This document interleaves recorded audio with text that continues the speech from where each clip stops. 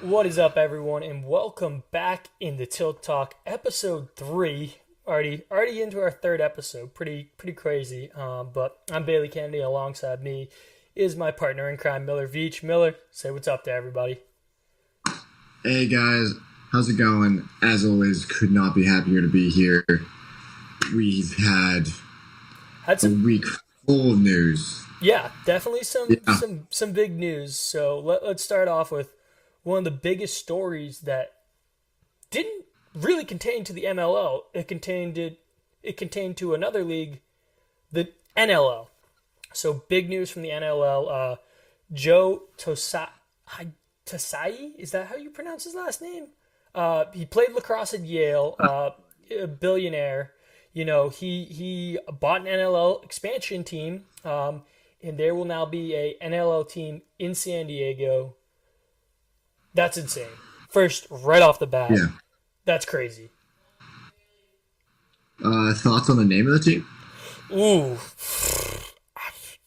I don't know, man. There's some good. I like, this one from LSN. I was watching. They had the Anchorman, and the guy who designed the logo was pretty cool. So it was like the Ron Burgundy suit with like an actual anchor. So I thought that was pretty Hmm. dope. I thought that was pretty cool. So that might be a pretty interesting name to go with. I mean, what about you? What you Yeah. gonna? I was scrolling through Twitter after I saw this and just like reading the names because it just became a huge thread, and I liked the San Diego Shakers. Ooh, okay, all right. I kind of like that name. All right, now that we're talking about expansion, we're gonna bring it into the MLL. Where does the MLL need to expand to? Miller, give me your first thoughts. Um, I'm saying either back out west, Cali, or down into Texas. I feel like those are the two best and primed markets right now. Yeah, no, I'm agreeing with you. I mean, there's an NLL team now in San Diego, and one of the things that I can't believe we forgot to mention was the players in the MLL were going nuts over this. Rob Pennell was tweeting he was pumped about this NLL expansion team in San Diego, and I believe he even said I might have to consider going to the NLL. Like you need, Yeah, yeah. yeah, He yeah, did hint in his tweet that he was thinking about joining the NLL this season. yeah. If you look at the just the players' reaction, like a ton of players, even former guys that were retired in the NLL, were like, maybe I should come back. I think the MLL kind of needs that like cool location. I mean, you look back at like in LA. I think LA, Sacramento, places like that would be really cool to get a team because that becomes an area where, with this new set of player movement, people might say, "Hey, I have a chance to go play out in LA or Sacramento or somewhere wherever in California." I think that would be unreal. That'd be great for the league. They're trying to grow the sport. That's kind of why they went to Atlanta, somewhere where the sport is going. I think either Texas or California would be huge. And if they go to California, I think the money they would make would be incredible. Oh yeah, there are thousands of fans out in just that state alone. It would be huge for the growth because the entire Western uh, aspect of the sport has been essentially left out of the league, and Yeah, I feel like they need to be represented at some point. I mean, you just need to get a team there, a team in like San Diego for the MLL, San Diego, LA, any of those major cities would draw in players from across the entire country, and I feel like that would be a great opportunity. yeah. I think the one thing is though, this is what I'm shocked about. The NLL, usually you can't just have one team out in California. You got to have another team because they got to have a rival. So I think what they're looking at is maybe making a return to LA in the near distant future. And I mean, you look back historically, and if you start holding events in places for the MLL, like you look back at Atlanta, they were holding the MLL championship game. I think it was did they hold it for 2 or 3 years in a row? They held I believe it was. they had like little events like that that kind of tested it out. Things went well. I mean, you look at Dallas. I thought the MLL championship in Dallas was pretty successful. I mean, it seemed like they got a good crowd, um, especially in an area that's not a hotbed for for lacrosse in Dallas. I mean, I think it's slowly starting to become that, and I think that's a good place to target. And I mean, you look back, the MLL All-Star Game this year was in Sacramento. I know Chris Marshall is a big Sacramento guy, and he wants a team there. I think it's doable because not only did California turn out for that game, the city of Sacramento turned out, and they got a really good crowd at that All-Star Game. So I really think, ideally, if this was my world, I would definitely try and expand out west because California is starting to love the game of lacrosse. And if you can have a successful team out in California, that will get you a ton of people because California's so big and they're usually very loyal to their teams. I mean, Sacramento, they have the Kings, and the Kings haven't been good for a while, but they are very loyal fans. Like, that's the stuff you're talking about. I mean, Joe Tsai has billions of dollars. I would not be surprised if he says, well, I got an NLL team. Why not go and try and buy an MLL team? You know, really hit all the fronts. And I think it's a possibility. And if I'm Major League Lacrosse, I'm reaching out to him and trying to, like, start a dialogue with him and say, hey, you know, we would love to have you as someone that owns a team. Oh, yeah. And I feel like for him, this San Diego team is almost him testing the waters because in the past, I feel like I could be completely wrong, that the NLL has been more consistent, that there have been more fans and more coverage of it. So he's going to test the water with this, see how his team does, see how the fan base builds, and after that, make a judgment as to whether or not he moves into the MLL. Yeah, I agree. I think this is a very exciting time right now for the MLL. I mean, you got to look into, you know, definitely that expansion. You know, you're sitting at an uneven number of teams right now. You got to focus on growing. And I think with this team in San Diego now, it's going to get people talking. And I think this is good for California because it's showing that if the fans can turn out for San Diego, an indoor team, I think the MLL has no choice. But they're going to have to go out west, like, really soon. But that was not the only big news of the week. We had two MLL greats retire, and they were Chaz Woodson and Kyle Sweeney. I mean, two great players. I mean, Chaz Woodson was incredible this year. I mean, Chaz Woodson, at age 35 last year, this past season for the Florida Launch, scored 20 goals and had 8 assists for 28 points. And he hadn't played in the previous 2 seasons. I mean, that's incredible to be 35 years old. I mean, granted, Kyle Sweeney's older when he stepped down, but you know, it's crazy. I mean, to see the way that he came out and balled out for the Florida Launch and really became their leader this year, he was incredible. I mean, Kyle Sweeney, he's an MLL great. Retires after 15 seasons. Yeah, 15 seasons, is the MLL all-time leader in games played, 170 games. 7-time MLL All-Star.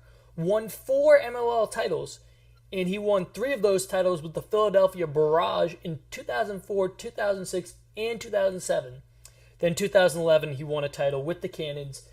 And the crazy thing is, as an LSM, you know, he scored 41 goals and had 27 assists. That's 68 points. That's pretty good.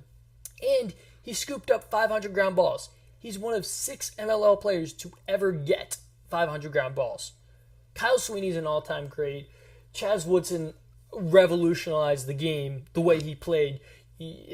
I just can't say enough about either of these guys. It's sad to see them go, but you know they're still going to be gone, but they will be an impact in the league in some way. And I don't know if Chaz Woodson's gone. This could be one of Chaz Woodson's like 2-year hiatus and then he comes back, or a year hiatus and he decides to come back. Who knows? Yeah, I feel like you're right on that half, but I feel like he's just hit his limit with this. I feel like he ended on the best note he could have possibly hoped. I mean, where do they rank for you right now? Like, I mean, look at Kyle Sweeney. He's got to be one of the all-time defenders in the MLL. And I mean, as of right now, I think he's probably maybe one of the best LSMs in. Actually, I don't know. Brody Merrill could have something to say about that. I mean, Kyle Sweeney's he's a top three LSM in the league. I don't think there's much you can deny that. Yeah, no, for sure. Uh, Definitely one of the greats. I've seen him in every single All-Star game. I've seen him in. Oh my God, I loved watching him play. Yeah, I mean, it was so great. I mean, it's sad to see them both go, but they had such fantastic careers. I mean, Sweeney was a champion. I mean, 4 MLL titles. I mean, in 15 years, that's very impressive. And 3 with the Philadelphia Barrage, and and he also won 2 of those back to back. That's pretty impressive. I can't say enough about Kyle Sweeney and Chaz Woodson, man. Like, respect to those guys. I mean, they did so much. Chaz Woodson, I mean, he finishes his career 113 goals with 50 assists, and he only played 86 games. That's pretty crazy. So yeah, I mean, both guys just incredible players. I mean, Miller, just talk a little bit about the impact you think they had on the game personally. I think both of them were a great face for the game, both on and off the field. I think they're both phenomenal people that helped to grow the sport in every way possible. I mean, between them, over 70 years played. Mm. Well, no, not played, Yeah, I get it. but like, Yeah, I get what you're saying. I kind of get what you're saying. yeah, but just seeing their ages 35, 36, they've put a lot of time into the game. Yeah, definitely. It's sad to see them go, but I keep on saying that. I mean, think about this. At this, we've lost 3 legends essentially this year. You know, not to Yeah. just to retirement, you lose Greg Gurenlian, you lose Kyle Sweeney, and you lose Chaz Woodson. And I mean, you look back just last year, you lost John Grant Jr. and Casey Powell, but you're losing all these guys who were original members of the league. But I feel like it's almost a good thing. It's a new crop of talent. It's really showing the new kind of the next guys. I think that's been a pretty cool thing to kind of watch. It's now like a new league, really. I mean, they don't have the guys originally from like the first couple of years. It's really moved on and turned into almost these guys are now pretty young, and it's like a different group right now. Oh yeah, it's an entirely different team, the whole league. But like, it's something that's phenomenal to watch, and like, I love the fact that we're seeing all of this young talent, uh, all this growth in the league. That now we have so many kids coming in from college, coming in from rejoining the league. It's been great to watch. Yeah, it's been incredible. Both of those guys did so much to really just change the game in the MLL, and just the big impact that they have. I just want to say thank you to those two and Greg Gurenlian. I mean, I know we really haven't talked much about Greg, but what Greg did was just incredible for the league. What Greg Gurenlian did is he turned the face-off into a position that was fun for people to play, and it really made it a specialist role. So he changed the game so much, and I think people are finally starting to realize how much he changed the game now that he's finally stepping away.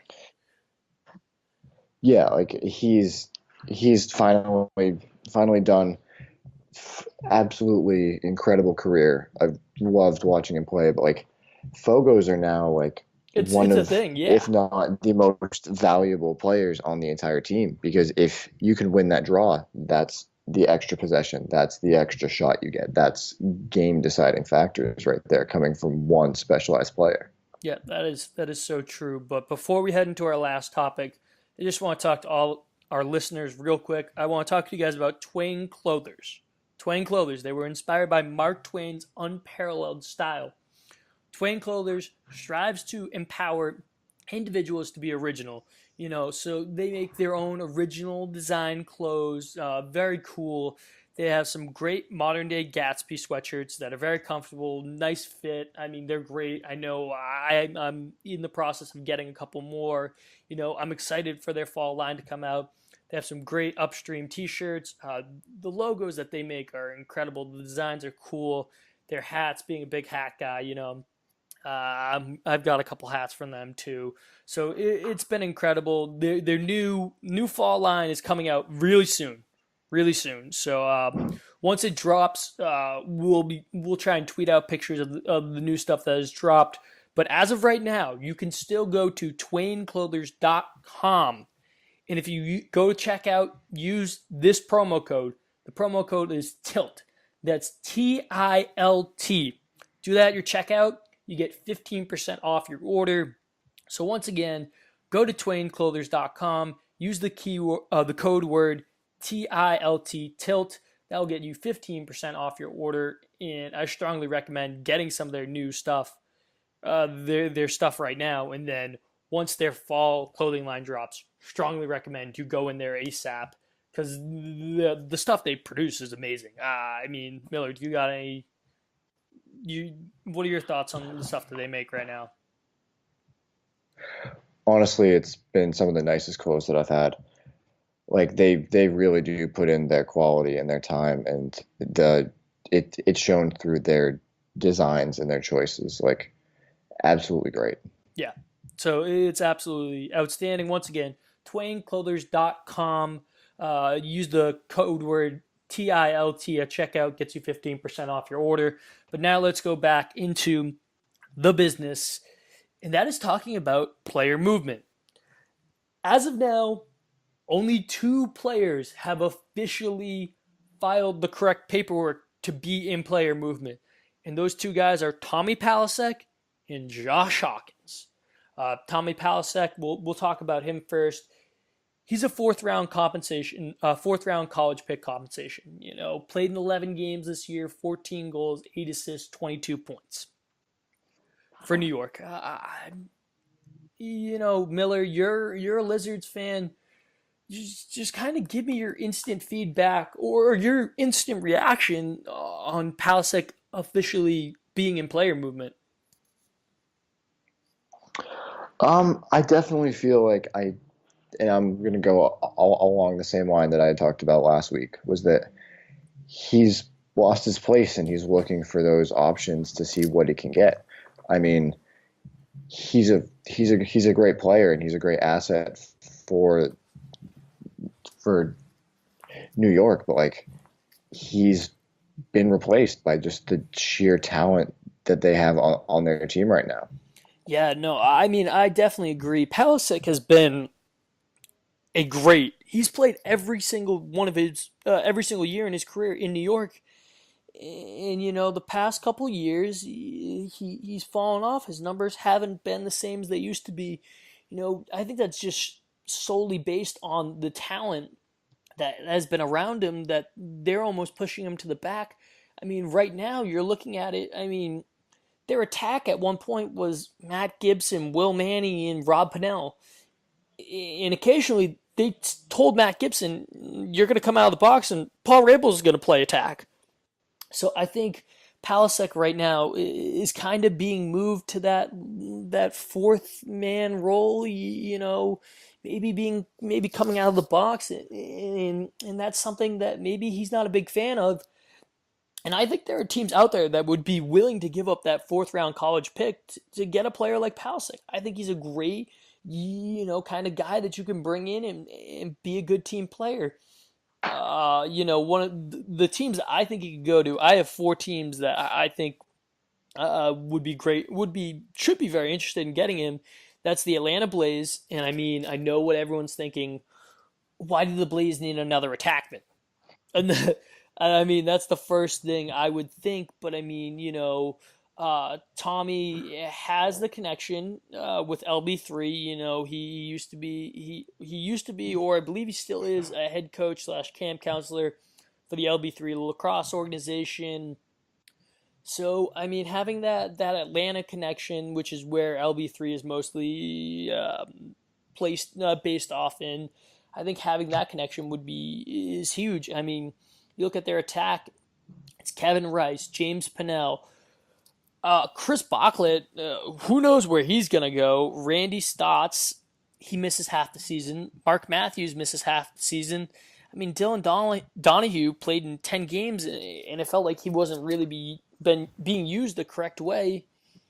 So I think Atlanta might make sense, but I think if you keep looking down, Boston makes sense. I mean, Kyle Jackson, great player, had a great year this year. Kyler Balestri was great. I mean, Kyle Jackson's will be an indoor guy, so he'll miss time. Scott Bieda had a solid year. I think Tommy Palasek, just as a natural goal scorer, I think he'd be great.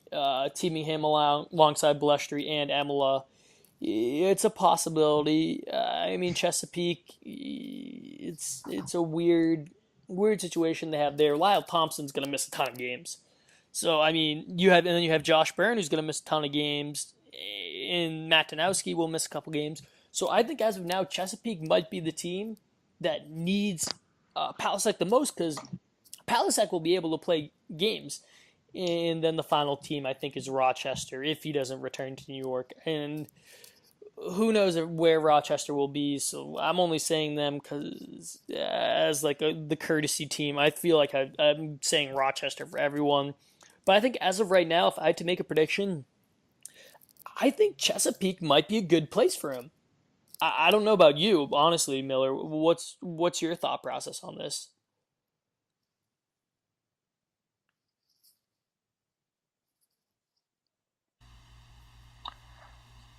See, I think personally, for me, it's between Boston and Chesapeake. Like, that's just a hot take. I'm not even sure if it's that hot. Because I don't think it's that hot of a take anymore. But like, basically, just for the same exact reasons you said. I mean, he obviously isn't going to the Blaze. They have enough attackmen that they're ever going to need. Mind you, half of them play in the NLL, but like those guys can still easily make up for any of their missed time. Boston, they just need new faces, new younger faces. They're retiring a bunch of guys, possibly retiring a few more. Guys are going to be leaving. They need to trade 2 or 3 more guys. And then with the Bayhawks, it's just a matter of like, they're going to be splitting the time with the NLL, but they're not going to have the faces to back that up the way that the Blaze do. Yeah, that's true. I mean, I think as of right now, if I had to make a decision on where I think Palasek would best be suited for his career, I think Chesapeake is the perfect place. I know it's sad to leave the Lizards, a team that you spent your whole entire career with, but I think in order to really get the playing time that I truly feel like he deserves, because Palasek's an unbelievable scorer. He can put the ball in the net, and I think he gets that opportunity in Chesapeake because, I mean, Lyle's going to miss games. Lyle might miss half a year again. I mean, Josh Byrne, he's going to be the number 1 pick in the NLL draft, I think. Matt Danowski misses a couple games due to the NLL.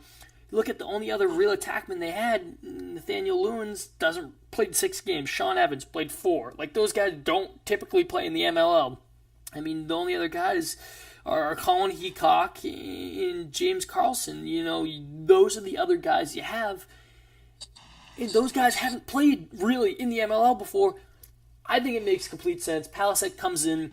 He becomes their guy for at least half the season. And I think if he performs, you know, you maybe send Lyle or Matt Danowski out of the box. Like, there's no problem with that.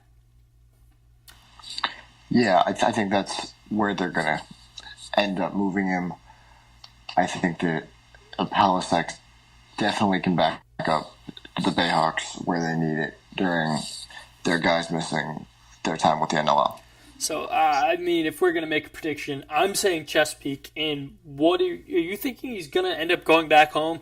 Because I think now that he filed, I think it's a mutual breakup. Because New York wants him to go and be successful, and I think he's realizing he needs to go somewhere where he can play.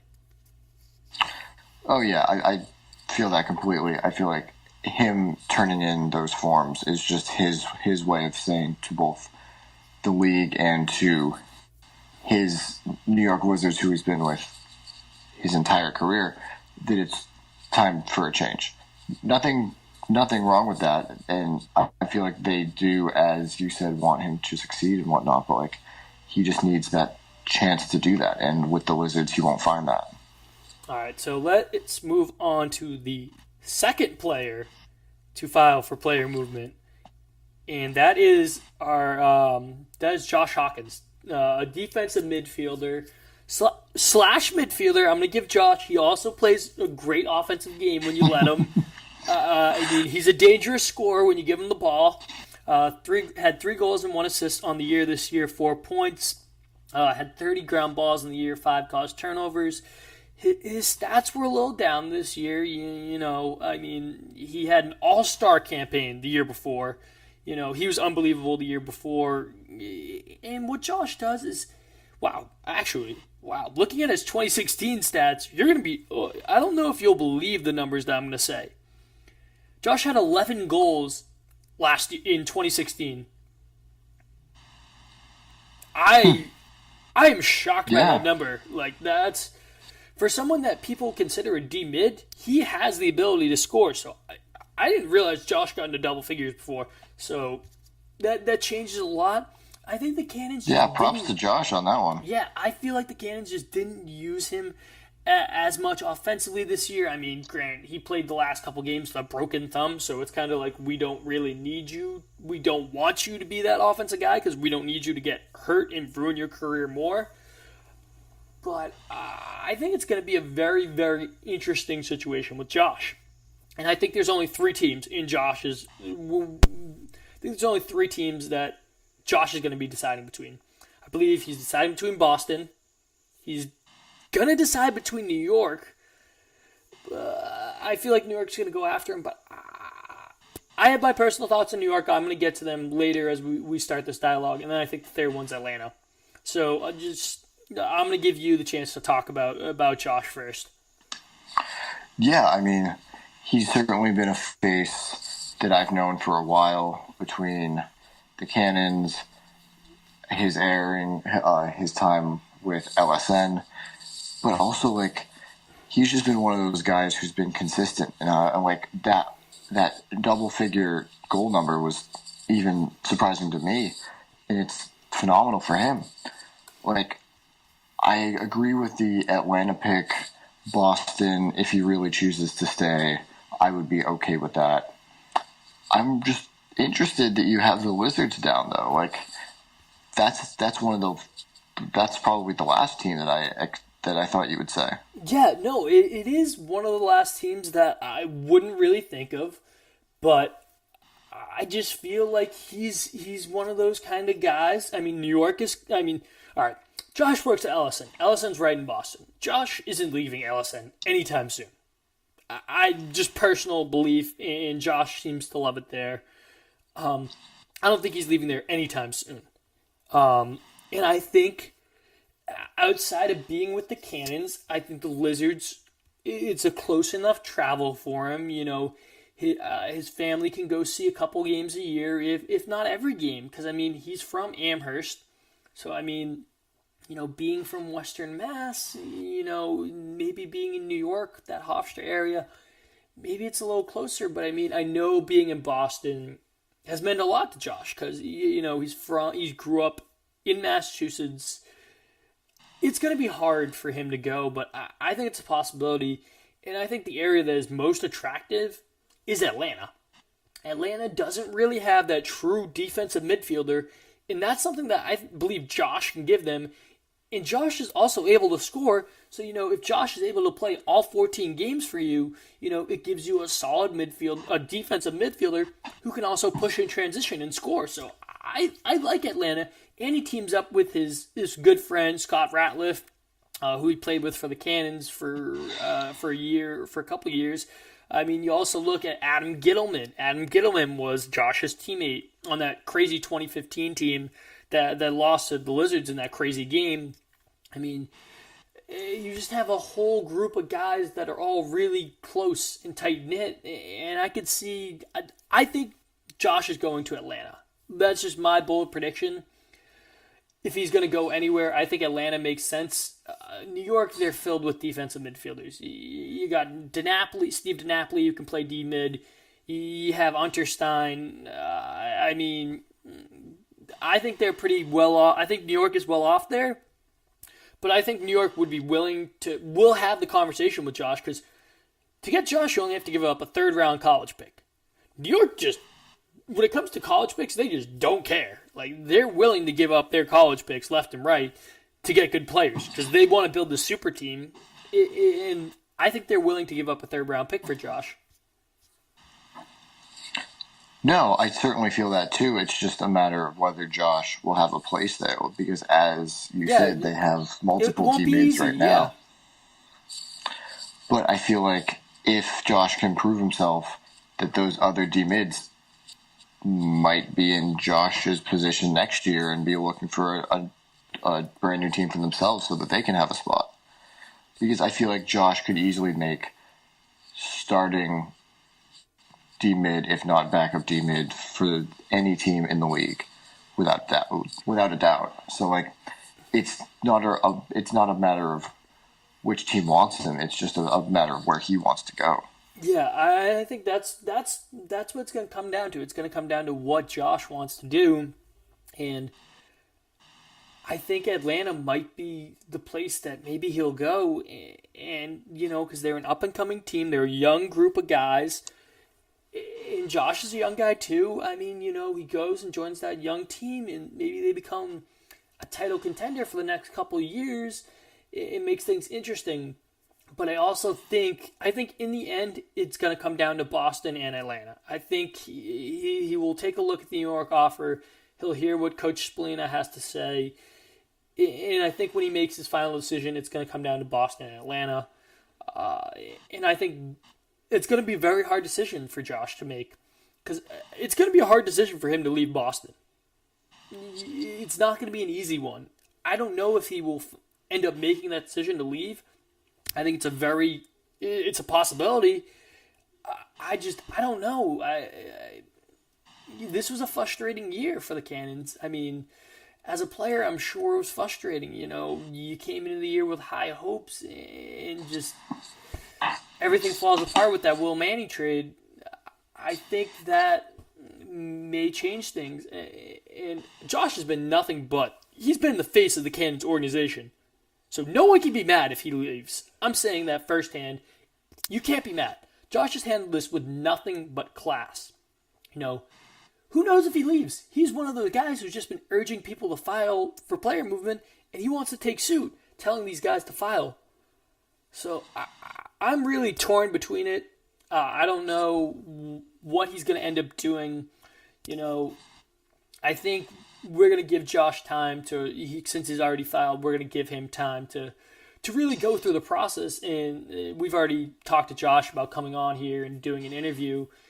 And he's going to come on, but what I'm thinking is, and I want to see if you agree with this, is we should probably do it after he's made maybe his decision or something like that, because he really wants to take his time with what he's going to do. So I think this whole process will be very interesting. But where do you think he'll end up going? It's hard. Yeah, no, it's certainly hard. I want him to go down to the Blaze. Like, I truly do. It's just the LSN job, because those are the two poles of the Eastern Seaboard right now when it comes to teams. I know we have Florida, but like the Blaze and Boston are the biggest contenders right now for Josh, and those are some of the farthest teams from one another, and he has the LSN job, which, as you said, he has no reason to leave. So it's just a matter of how he's going to split that time, how he's going to make those travel plans, either going down for practices and living up here, or either traveling up to Boston while living down there. And I think that's where things will get hard, and I'm sure before Josh makes any decision, I'm sure he's going to talk to the people at LSN and say, look, I've been approached by X team and X team. He's going to handle this with nothing but class, and he's going to keep the Cannons in the loop. He's already come out and said it on LSN that he's going to keep the Cannons in the loop. He's been talking to Coach Quirk about the whole process and everything. So I think it's going to be very interesting to see what happens there. And I think if Atlanta is willing to give up that third-round pick for Josh, and I think they should be because he's a great D-mid, I think that's going to maybe cause a domino effect, and you might see more players heading down to Atlanta too. It's going to be a crazy offseason, as we've been saying throughout our 3 episodes, and I'm excited to see kind of what happens. We are at September 6th, and we still don't know who the next MLL commissioner is. Yeah, that's very true, and that's going to be a huge choice when it finally comes. But you need to make it soon. You need to make it with enough time before next season starts that those changes can be made, can be put into place, can be put into action. You can see what those repercussions of the new commissioner's actions will be without them springing onto all of the players, onto all the teams right at the start of the season. Well, that's going to do it for us for episode 2. Once again, thank you so much to everyone that tunes in, that subscribe to us. We appreciate all the feedback we've gotten. Please like, comment, subscribe, share, do whatever. We appreciate all the support we're getting. Everyone have a wonderful day or night whenever you're watching this, but everyone have a wonderful night or day, and peace out. And we love you guys. Thanks for all the support. See you later, guys. Thank you. Peace.